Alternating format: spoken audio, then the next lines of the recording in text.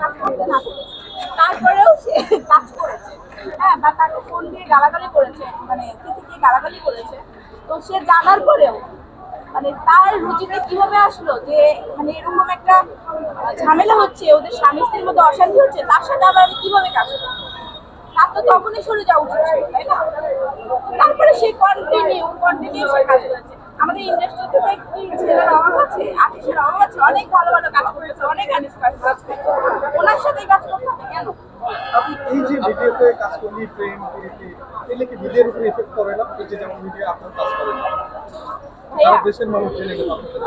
না না না, মিডিয়া তো আসলে খারাপ না, এটা ভুল কথা। মিডিয়ার বাইরের জগৎটা আরো বেশি খারাপ। ঠিক আছে? তো সরি, আসলে ভাইয়া, এই যে এটা কিন্তু আমাদের ইন্ডাস্ট্রিতে একটা বড় ধরনের একটা ইয়ে করলো, বাইরের ইফেক্ট করলো। এক বাইরের লোকজন কি ভাবলো যে আমাদের মিডিয়া খুবই জঘন্য। এটা কিন্তু একদম পরিপূর্ণভাবে এই যে যারা আর ভাইয়া এটা কিন্তু প্রমাণ করে দিল। ঠিক আছে? আমাদের মানে যে মিডিয়া জগৎটা, ঠিক আছে, একটা বড় ধরনের এটা কিন্তু একটা বদনামও ছড়ায়। শুধু ওনাদের পারিবারিক মানে পারিবারিক জীবনের যে বিষয়টা ঠিক তা কিন্তু না, আমাদের ইন্ডাস্ট্রিতে একটা বড় ধরনের একটা বদনাম। তো আসলে আমার চোখে আসলে পড়ে নাই যে ইন্ডাস্ট্রিতে এরকম কাজ করতে এসে একে অপরের সাথে প্রেম করতেছে, এরকম কখনো হবে না। আর সন্তান কি তার পিতার কাছে আসলে এখন নিরাপদ? তার সন্তানকে বারবার টেনে নিয়ে আসা হয়েছে সামনে, যে সন্তানকে বাঁচতে দিন, সন্তানটাকে বাঁচতে দিন। আর বইয়ের কথা বেশি হাইলাইট না করে সন্তান বউ নিরাপদ না, তার কাছে কি সন্তান নিরাপদ? কি বলে? যার কাছে বউ নিরাপদ না, সন্তান নিরাপদ না, কখনোই না। যে যে নিজের ওয়াইফকে ভালোবাসতে পারে না, সে সন্তানকে কিভাবে ভালোবাসে?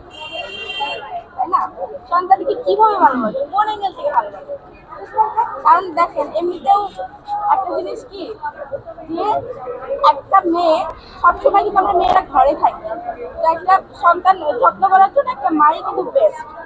তো বাবা তো বাইরে থাকে, উনি তো আর ঘরে বসে থাকবে না। বাচ্চা নিয়ে কি ঘরে বসে থাকবে? উনি কি ভবিষ্যতে বিয়ে শাদী করতো না? যে কোনো পুরুষ মানুষ, উনি যতই বলুক বা আরো যত মানুষ যতই বলুক না কেন, আমার ওয়াইফ মারা গেছে তো কি হয়েছে?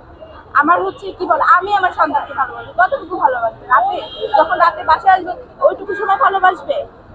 ভালোবাসা মানে তো এটা না যে একটা বাচ্চাকে মানে মজা নিয়ে এসে দিলাম, সবার কাছে নিয়ে এসে দিলাম, সে তাকে খাওয়ালাম, কোলে নিয়ে আদর করলাম, শেষ। একটা মা যেরকম যতটুকু করে মানে যতটুকু যত্ন করতে পারে, কেয়ারিং করতে পারে, এটাই তো সব থেকে বড় ভালোবাসা, তাই না? আর ইকরাপুর ছেলেকে যে পরিমাণ যত্ন করতো, যে পরিমাণ ভালোবাসতো, ঠিক আছে, এটাতে আমরা আরো মেয়েরা আরো ইয়ে হই। ঠিক আছে, ভালো লাগে যে না। আচ্ছা আপু, আপনি লাইভে এসে যে ঘটনা বললেন যে আপনার